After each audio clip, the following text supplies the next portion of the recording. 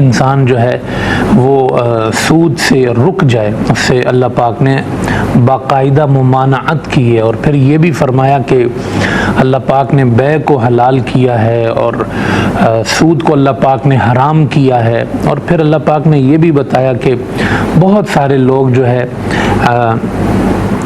جو غلط فہمی پیدا کرتے ہیں اور کاروبار کو اور سود کو ایکول کر دیتے ہیں اور کہتے ہیں کہ یہ ایکول ہیں، برابر ہیں۔ اللہ پاک نے فرمایا کہ ایسا نہیں ہے، سود کی دنیا الگ ہے، کاروبار کی دنیا الگ ہے۔ یہ ساری چیزیں اس سے پہلے اللہ پاک نے بیان فرمائی۔ اب جب ہم پہنچے ہیں اس میں آیت نمبر 279 میں، تو فرمایا فَإِن لَّمْ تَفْعَلُوا، یہ جتنا کچھ تمہیں سمجھایا گیا، جتنا کچھ تمہیں بتایا گیا اور جتنا تمہیں روکا گیا، اگر تم اس سے نہ رکے، تم باز نہیں آئے اور تم نے کہا کہ ہم نے سود کھانا ہی کھانا ہے، تو پھر کیا ہوگا؟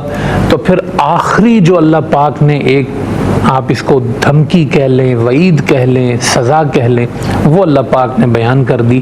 فرمایا فَأْذَنُوا بِحَرْبٍ مِّنَ اللَّهِ وَرَسُولِهِ، تو پھر اللہ اور اس کے رسول کی طرف سے اعلان جنگ سن لو۔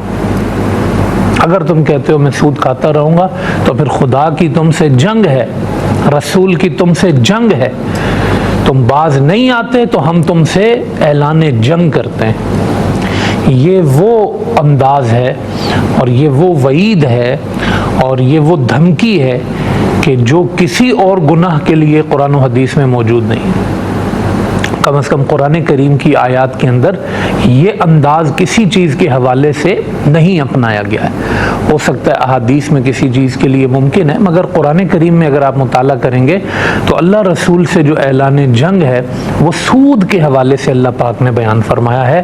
تو گناہوں میں یہ شدید ترین ہے، گناہوں میں یہ بدترین ہے۔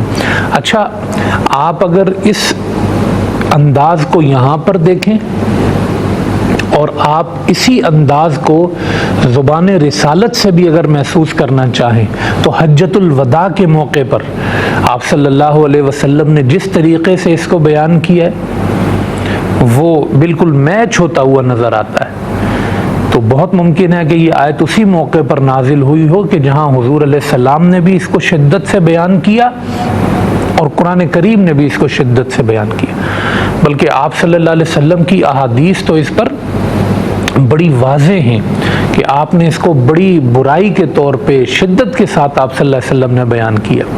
بعض لوگ ان احادیث کو لے کر کہتے ہیں کہ پتہ نہیں یہ احادیث صحیح ہیں بھی یا نہیں ہیں، بعض لوگ کہتے ہیں کہ یہ احادیث سے کون سا سود مراد ہے، اتنی شدت اس پہ کی گئی ہے۔ بھئی آپ قرآن میں تو دیکھو، کیا قرآن میں شدت نہیں کی گئی ہے؟ اللہ نے اس کو پاگل قرار دیا، قیامت کے دن پاگل ہو کے اٹھے گا۔